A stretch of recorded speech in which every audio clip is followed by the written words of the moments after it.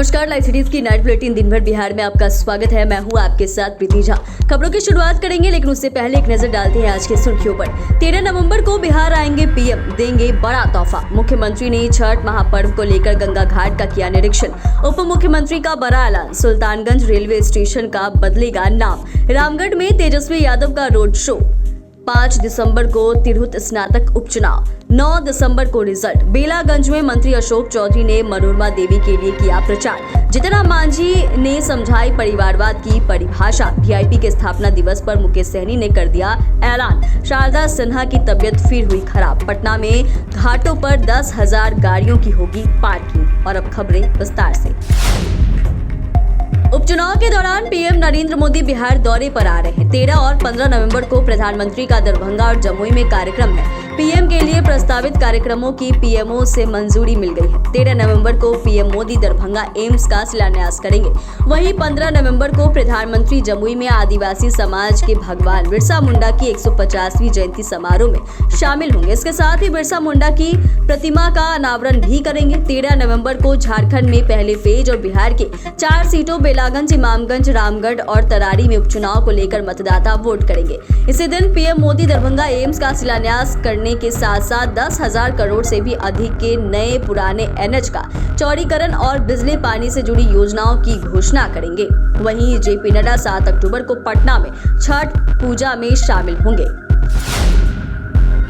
मुख्यमंत्री नीतीश कुमार ने लोक आस्था के महापर्व छठ 2024 की तैयारियों को लेकर जेपी सेतु घाट, दीघा गंगा घाट का निरीक्षण किया। निरीक्षण के दौरान मुख्यमंत्री ने बैरिकेडिंग, साफ सफाई, छठ व्रतियों की सुविधाएं और सुरक्षा का जायजा लिया और अधिकारियों को आवश्यक दिशा निर्देश दिए। निरीक्षण के दौरान मुख्यमंत्री ने अधिकारियों को दिशा निर्देश देते हुए कहा कि कल से छठ महापर्व की शुरुआत हो रही है। प्रशासन छठ घाटों पर सारी व्यवस्था को लेकर पूरी तरह मुस्तैद रहे। छठ व्रतियों को अर्घ्य देने में कोई परेशानी न हो, इसका विशेष ख्याल रखें। छठ घाटों पर सुरक्षा, स्वच्छता एवं सुविधाओं को लेकर किसी प्रकार की कोई कोताही न हो। उन्होंने कहा कि छठ व्रतियों एवं श्रद्धालुओं के लिए आवागमन में किसी प्रकार की असुविधा न हो। ट्रैफिक व्यवस्था को सुरक्षित और सुगम बनाए रखें। बिहार के उप मुख्यमंत्री सम्राट चौधरी ने सोमवार को एक कार्यक्रम के दौरान खुले मन से ऐलान किया कि आने वाले समय में सुल्तानगंज रेलवे स्टेशन का नाम बदल जाएगा।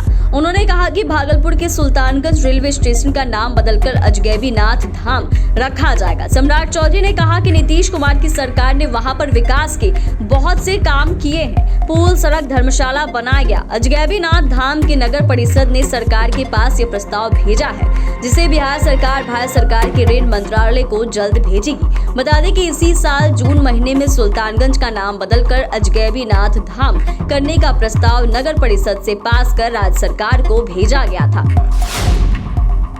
बिहार के 4 सीटों पर होने वाले उपचुनाव को लेकर तैयारियां जोरों शोरों से चल रही हैं। नेता प्रतिपक्ष तेजस्वी यादव रामगढ़ विधानसभा क्षेत्र में पार्टी प्रत्याशी अजीत सिंह के लिए वोट मांगने के लिए पहुंचे। इस दौरान कर्मनाशा से पंजराव तक रोड शो भी किया। यह यात्रा 40 किलोमीटर की हुई। अजित सिंह बक्सर सांसद सुधाकर सिंह के भाई है।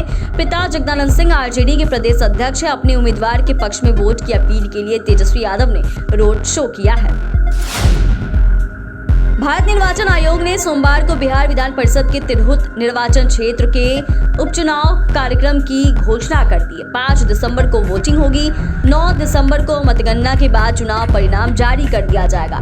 आयोग के अनुसार 11 नवंबर को अधिसूचना जारी होगी। साथ ही नामांकन शुरू होगा। 18 नवंबर तक नामांकन पत्र दाखिल होगा। 19 नवंबर को नामांकन पत्रों की जाँच की जाएगी। 21 नवंबर तक नामांकन वापसी की आखिरी तारीख निर्धारित की गई है। आपको बता दें, यह सीट देवेश चंद्र ठाकुर के सांसद निर्वाचित होने और एमएलसी के पद से इस्तीफा देने के कारण खाली हुई है। इस सीट के कार्यकाल 14 जून 2026 तक निर्धारित है।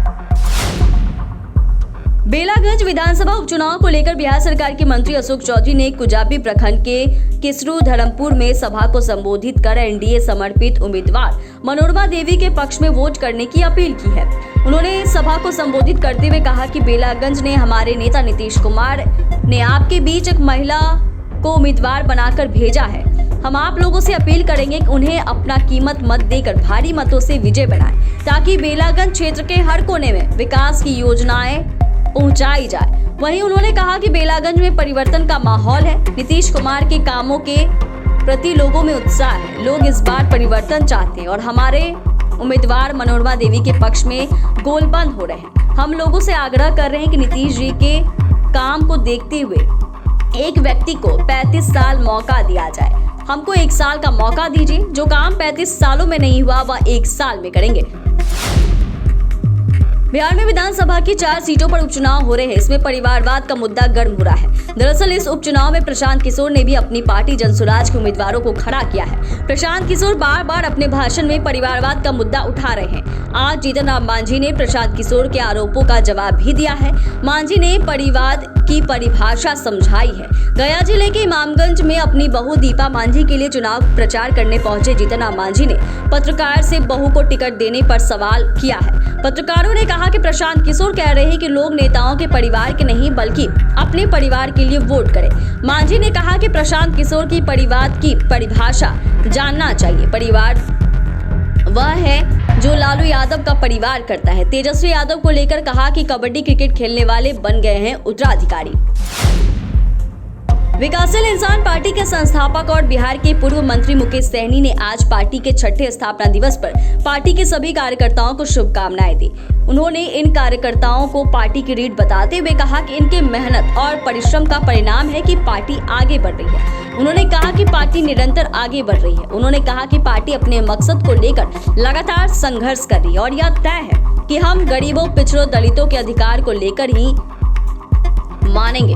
कहा कि हमने कम संसाधन में अच्छा प्रदर्शन किया है। आज हम उस जगह पहुंच गए हैं जहां अब समाज के सभी वर्गों का साथ मिल रहा है। इसीलिए अब 4 विधायक नहीं 40 विधायक को जीत दिलाने तक पहुंचाना है।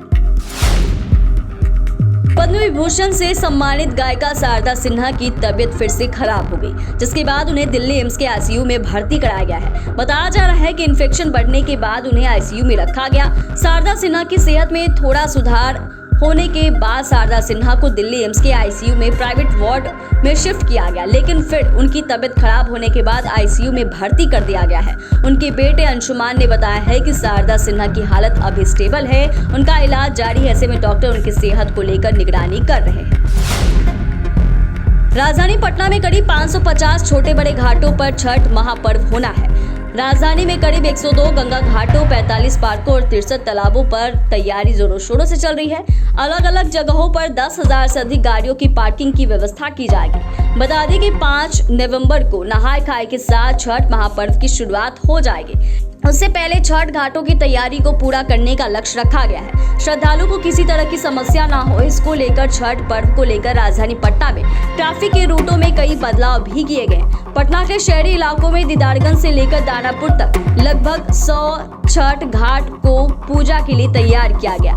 वहीं छठ व्रतियों के लिए श्रद्धालुओं के लिए लगभग 45 जगह पार्किंग की व्यवस्था की गई है। इस बार छठ पूजा में कलेक्ट्रेट घाट और बास घाट जुड़ गया है। वहीं कलेक्ट्रेट घाट पर लगभग 10,000 गाड़ियां पार्किंग को लेकर व्यवस्था की गई है। चैनल को सब्सक्राइब करें, फेसबुक पेज को लाइक करें। वीडियो देखने के लिए आपका धन्यवाद।